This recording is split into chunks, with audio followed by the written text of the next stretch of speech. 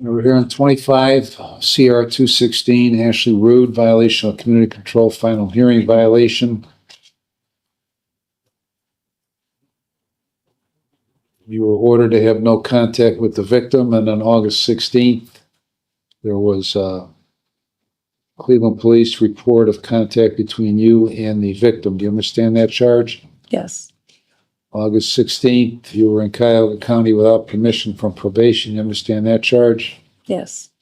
August 17th, arrested by Cleveland PD for assault. You understand that charge? Yes.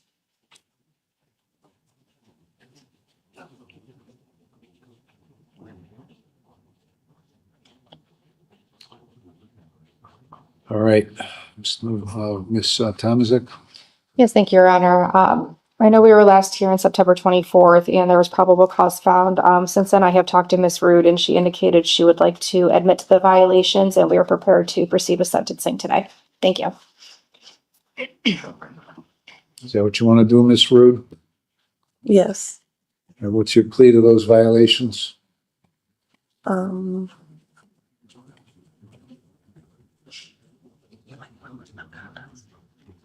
I'll plead guilty to them.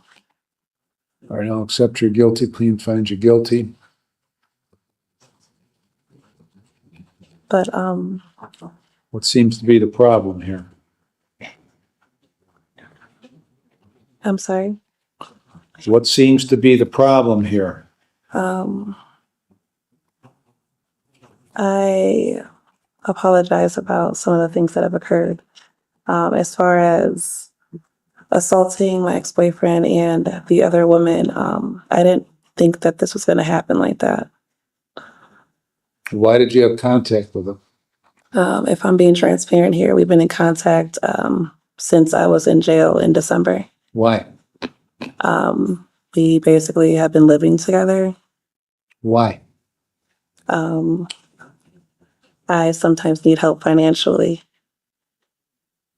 And he's been my financial support for the last 4 years, on and off. Well, it doesn't seem to work. I'm absolutely aware of that. And Well, when did you become aware of that? I've been pretty aware with it for the last 2 years.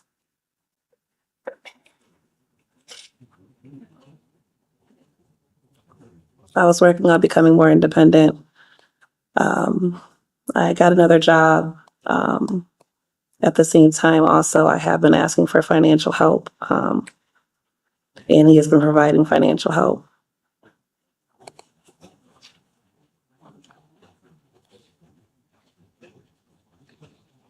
But I am working on becoming more independent. I got another job.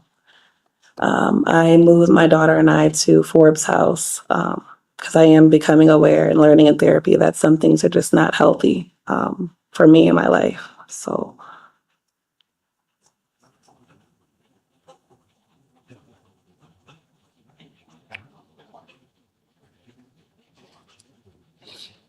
You got, as a juvenile, a domestic violence, an assault, a disorderly conduct, an assault, a domestic violence, an assault. As an adult, you got domestic violence, an assault, an attempted aggravated assault.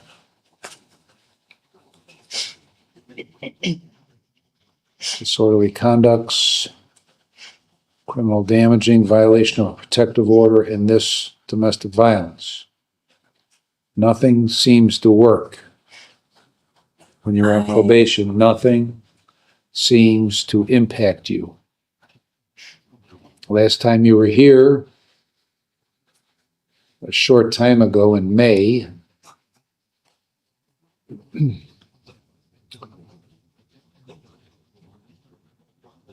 you served an additional 40 days in jail. So that got you out the middle of June. Sent you to Menor Municipal Court Mental Health Treatment Program.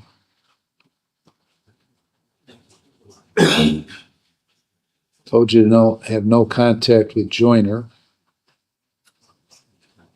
And 2 months later, you're at it again. So you don't seem to want to listen.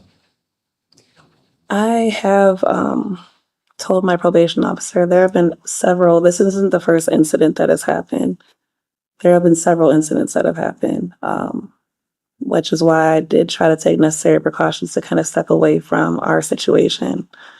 I did check my daughter and I into the Forbes house. I always was in communication when it came to my probation officer about some of the things that have been occurring. What do you mean you listen to, you don't listen to anybody. You do exactly what you want to do, when you want to do it, how you want to do it. And you've been doing that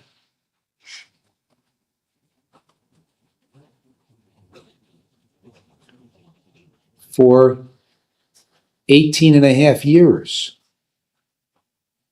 Oh, I'm sorry. you feel on like a that. constant basis. And you're only 33. So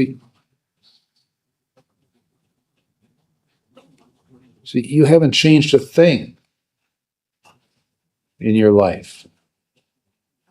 I feel like I've changed a lot.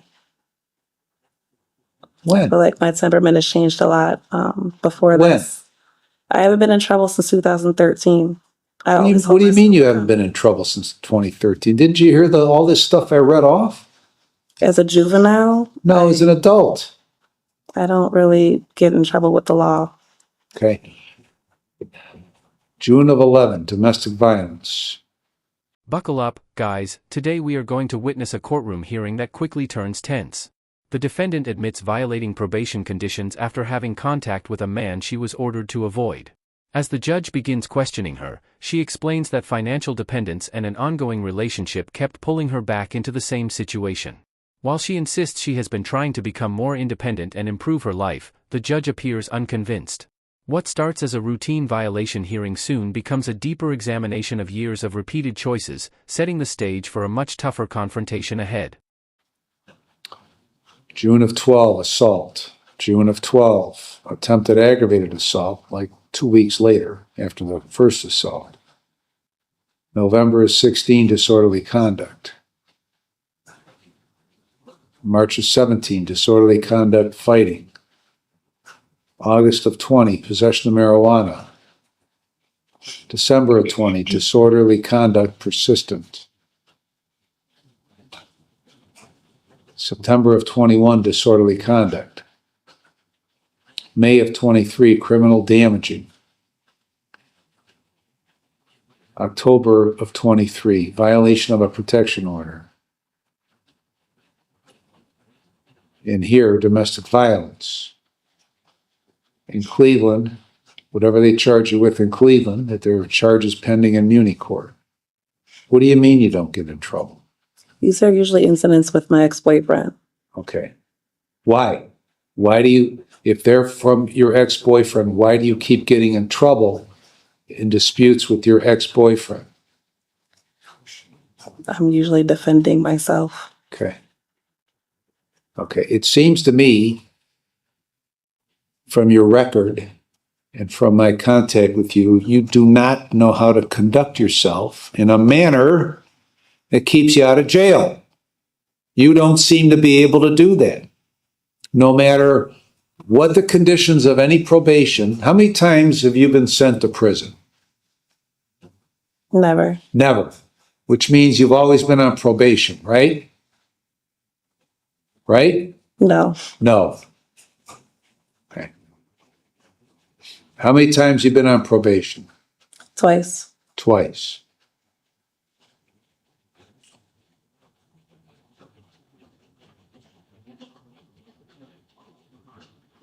Including this time? Yes. Okay. Whenever you had all these convictions in juvenile court, were you ever on probation? Back in juvenile days, I was on a lot of psych medication, so honestly, I don't recall. Okay. Well, you were.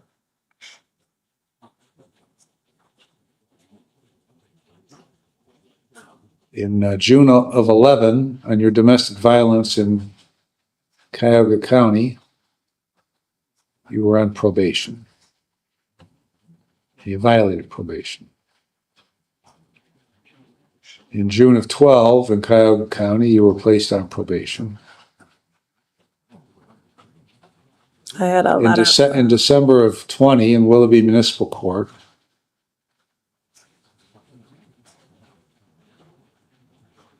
well, you weren't on probation because you never showed. Okay. So why didn't you comply with the terms of probation when I placed you on probation when you got out of jail in the middle of June of this year? I've been in compliance with probation, Why are you here then? because of what just occurred. What? Because of what just occurred. What just occurred was the violation of the condition of probation that you have no contact, right? I was making it to the other things that Okay. were asked of me. I was What? going to mental health court on time. I was sober. You don't pick and choose what you want to do and what you don't want to do. You do, but you're not permitted to do that. There were some things you didn't get violated on. What were those, Ms. Henley?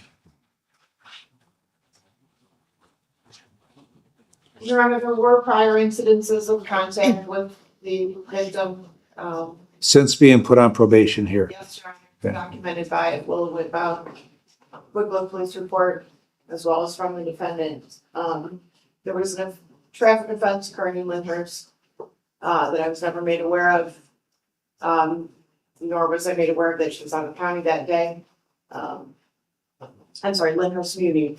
I believe the arresting agency was randomized. So there's been at least a half dozen things, in addition to the 3 that are on the record here for this violation, at least 3 more things. Wait, In 2 months. I was on the way back to my parents' house. I was in Lyndhurst. I wasn't in Lyndhurst. I was in Mayfield. Mayfield's Cuyahoga County.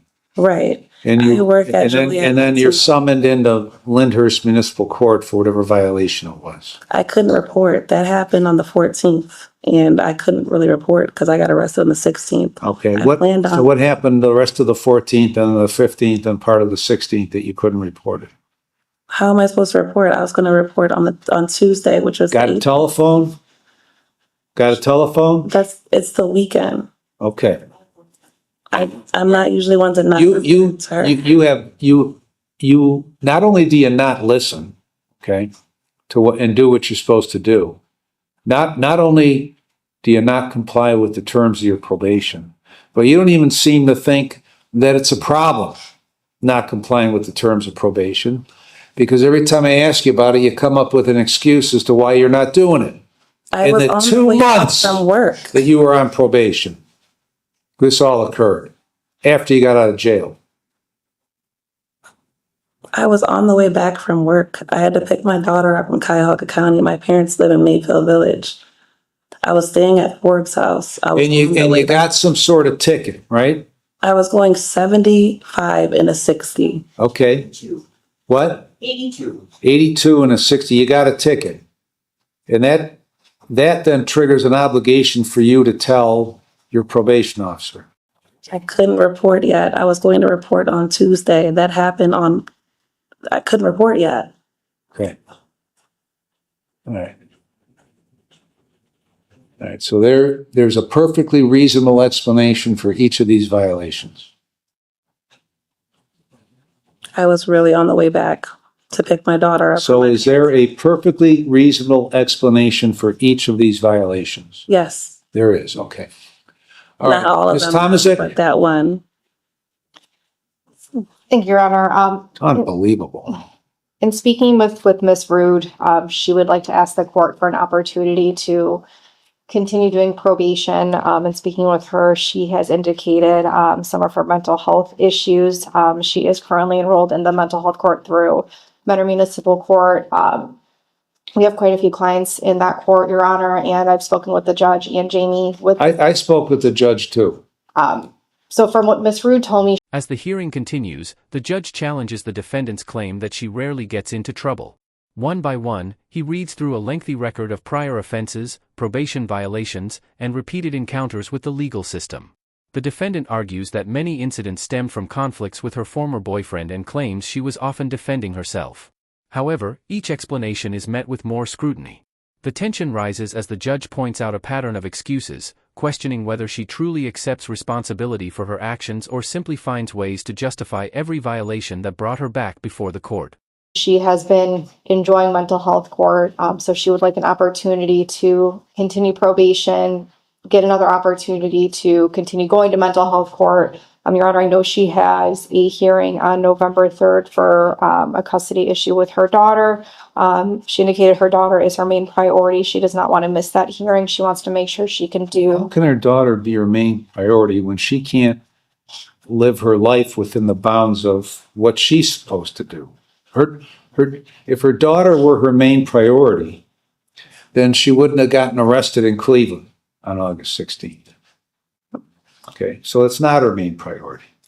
She says it's her main priority, but it ain't. I'm not a bad mom, so that's really hurtful that you feel that way. I'm sorry Well, that you feel that way. Well, okay. All right, great. Okay. I'm sorry that you don't conduct yourself like a responsible parent for the benefit of your daughter. Okay, I'm sorry about that. Okay? That's got nothing to do with anything. Go ahead, Ms. Thomas. Thank you, Your Honor. So we would just like to ask the court for one more opportunity to give Ms. Rude the chance to see how mental health court can help her, what sort of things she can get from mental health court to help with her thinking. I know she wants to get back on her feet. So we'd just like to ask the court for one more opportunity to. She's going to get another opportunity, okay? Whether that be the history indicates she's not going to take advantage of it because she just doesn't. For 17 and a half years, she hasn't. That indicates to me that she really doesn't have any interest in this. Her interest is in getting off with the least amount of penalty possible. And then she can go back and have contact with Joyner.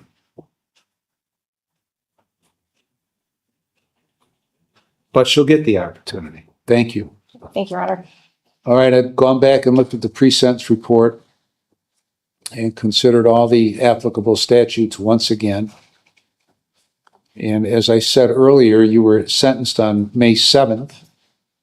You got out of jail on that sentence when I placed you on community control in mid-June, and you violated multiple times, at least a half dozen times, 3 of which were filed, 3 of which weren't. And you have no concept. You have no concept of why you do what you do. Because you indicated to me that there was a perfectly reasonable explanation for each thing you did. You have no insight into what you're doing, why you're doing it, and how to stop doing it.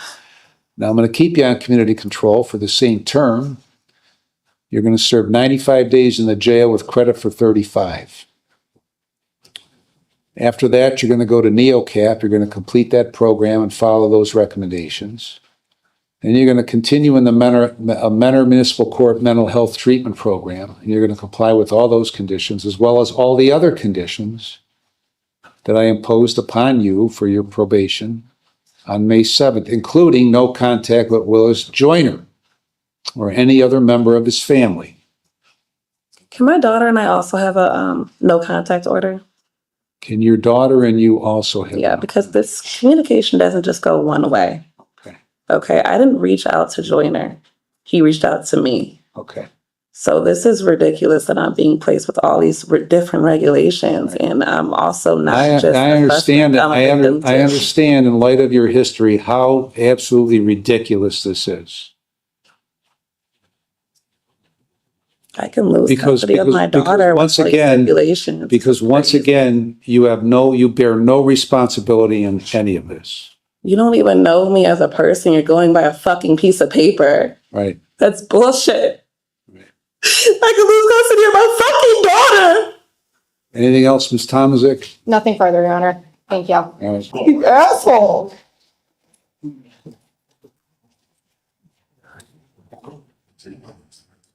You bitch. The final stage of the hearing focuses on sentencing. Defense counsel asks the court for another chance, emphasizing the defendant's participation in mental health treatment and her desire to keep custody of her daughter. But the judge remains focused on her history of violations and what he views as a refusal to take accountability. After reviewing the record, he imposes jail time, continued community control, treatment requirements, and strict no-contact conditions. The hearing ends emotionally as the defendant argues that the court is judging her only through paperwork while fearing the loss of her daughter. Like the video, subscribe to the channel, and we'll see you in the next video.